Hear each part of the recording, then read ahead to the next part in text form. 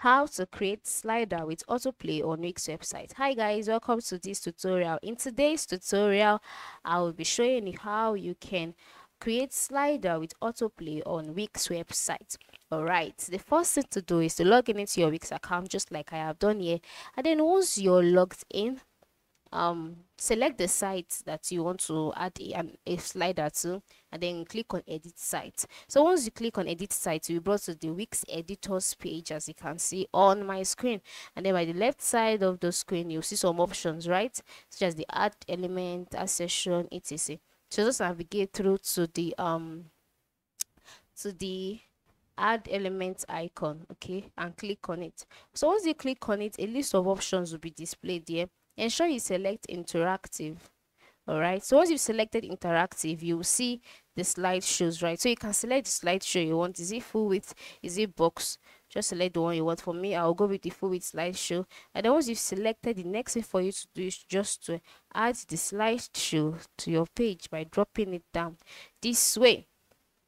Okay, so once it's done, you would see the slideshow already added. Okay, let's try that again. Add element, slideshow. Okay, let's pick this one. Long press and drop.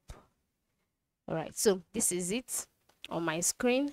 And then if you want for you to manage this, just click on manage slides. Once you click on manage slides, a box will be displayed. Then you can manage slide one, you can edit it the way you want, you can add a new slide if you want to, you can change the slide background.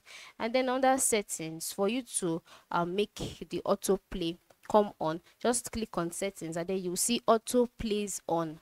So ensure that this toggle is turned on. If yours is turned off this way, the autoplay would not work, so ensure you turn it on. So once it's on, you can now decide the number of seconds between each slide. So you can make it small, you can make it smaller, you can make it bigger, depending on how you want it.